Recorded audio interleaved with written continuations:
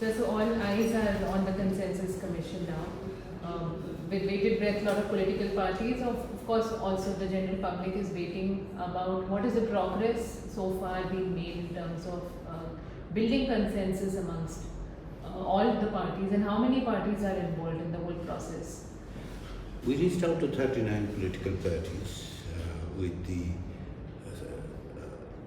recommendation from 5 commissions. That is the Constitution Commission, the Electoral System Reform Commission, Judiciary, Public Administration, and Anti-Corruption Commission. So 34 political parties have so far responded with all the recommendations that their comments and suggestions. We have started having conversation with them.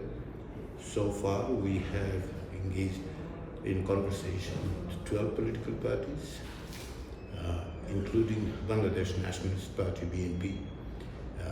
This conversation, for example, with BNP is continuing. We just had one session today, throughout the whole day, and we'll continue on Sunday. So, with respect to our modus operandi, what we are doing right now is having the first round of conversation to understand what they're suggesting, why they're agreeing on some, mostly on the agreement part, we keep it aside. Mostly we talk about the divergence as well as when they're partially agreed to it. That's what we're doing, trying to understand their argument, trying to make our case as to why various recommendations were put forward. How soon do you think this process would be completed? And how many meetings like this would you have to have going forward? First of all, our tenure of this consensus commission is until mid-July. So we expect to complete the process within mid-July. First round of conversation, we're expecting that it will be done by the mid-May, and then we'll follow up with the second round of conversation. In the first round, we are talking to political parties individually, and in some instances, when they're part of the alliance, we're talking with them as an alliance. So the first round will continue until mid-May, and then we'll take a stop, and then start the second round wherever we are necessary to have second round of conversation with them. All this consultation and consensus is ultimately going to lead to a roadmap on when elections will take place. Do you think December is an early deadline to have the discussion, or it can happen even before December? As a matter of fact, the Consensus Commission has nothing to do with the election roadmap. What we have been entrusted with our term is to have a national charter with regard to the reform proposals. So that's what we are intent to do. We'd like to see that there is a national charter that we can agree upon. As you may know, from this 5 commission, we put forward 166 recommendations. There are others in the reports, but we have picked up those which are essential and very important in terms of going forward.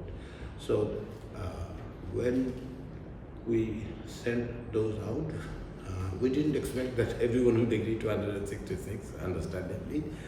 We'd like to see how many can we agree upon. That would be part of the national charter. And then that would be the guide for building a new Bangladesh, as we call it. It's not about the election, it's not about this December or June. It is about the Bangladesh in the future. So many of them would be regarding the constitutional reforms going forward, perhaps after the election. So that's what we intend to do. But since you're talking of the process of consultation and consensus, ultimately the goal is also to have the elected government rolling out a set of recommendations that would come now. Do you see this process translating into a certain roadmap for the next government? I would say it's a roadmap for the Bangladesh going forward, because this is an opportunity. We have come to this point through a lot of bloodshed, 16 years of autocratic regime, and this is an opportunity to rebuild Bangladesh in a manner that is democratic, a system of governance which is accountable to its people, so that there is no way for executive aggrandizement. We would like to see an independent judiciary, which has been a promise of Bangladesh since its independence. So these are the promises of Bangladesh. It was built on these promises. So we'd like to see those things being materialized going forward. We have, in a sense, for 53 years, there have been struggles. Democracy stumbled many times. Sometimes it had a smoother ride. But what we have seen is that there has been institutional decay, and particularly in 16 years, we have seen the decimation of institutions. So how to build these institutions? That is what this national charter will be.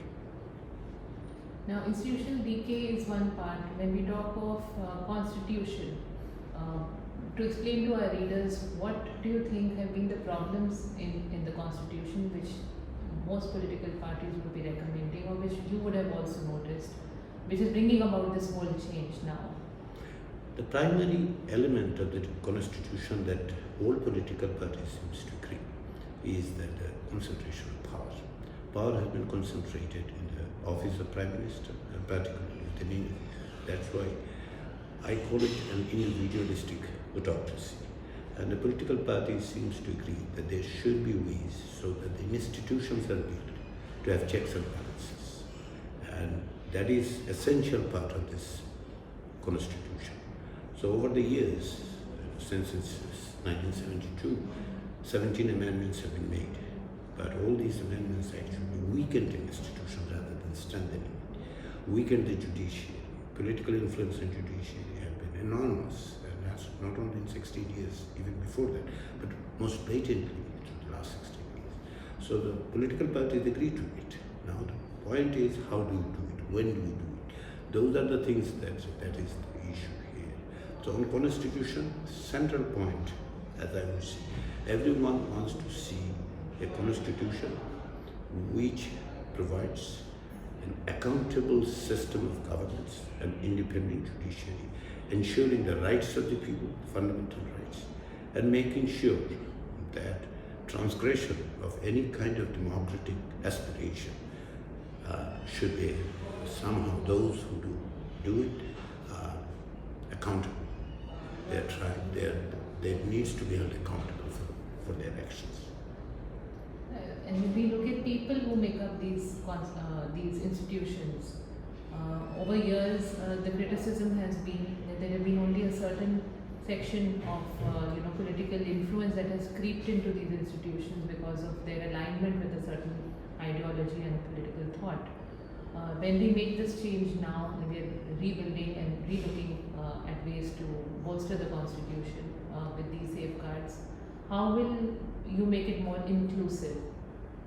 Inclusive in the sense that the participation of the people, right, across the board. That's what we are trying to do. Political parties represent the people to a certain extent.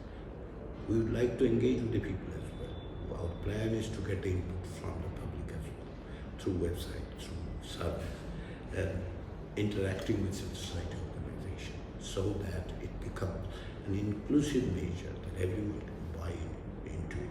However, we must also take into account that this movement itself is a reflection of how the institutional decimation has paved the way for this. So everyone wants this. Now, the pathway needs to, and through an inclusive process, we will be able to go there. Would we be able to reach the maximum? We might not be, because it's a matter of the political parties are different, people are different, there are different opinions. So we'd like to see how much can we do, because this is absolutely necessary for the Bangladesh to go forward.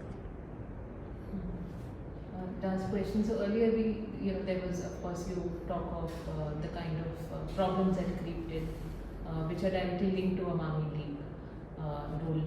Now we are looking at obviously the old political party, whether it is the BNP, Jamaat, they would have more, hold on institutions in terms of the spread of the parties over a long time.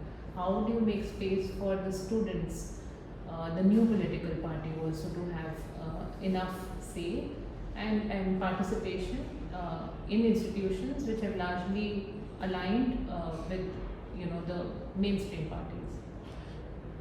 I would put it differently. They will be part of this conversation. They will be part of this shaping, this guidance and going forward that way. So what would happen? They will be part of that. In that sense, they are the mainstream. The students have already created a political party of their own. They are part of this political landscape by default. So their voices will be heard, their voices will be incorporated. And the people would have this opportunity to make sure that these voices, it is up to the people. Our job is to create an institution which is free of political influence. Our job is to create an institution which is judicious, which actually upholds the human right. And that means everybody. It's not about one political party or the other. Despite the fact what we have witnessed, the Awami League's regime over the last 16 years, how they've done it. This is based on their ideology. That ideology needs to be looked into, challenged, and people have done it. They've rejected it. So now the political spectrum is larger and greater. Let's see how people have reacts to it. Right, sir. This last question now, how hopeful are you of Bangladesh not plunging into another round of protests or unrest, given any kind of unhappiness or dissatisfaction that can stem in a society which is already feeling, vulnerable after all the transition that has happened? Transition is always uncertain. Democratic transition is more uncertain than anything. So, how can I make sure that there will not be more unrest? The best way is to include everybody. Best way is to address the concerns.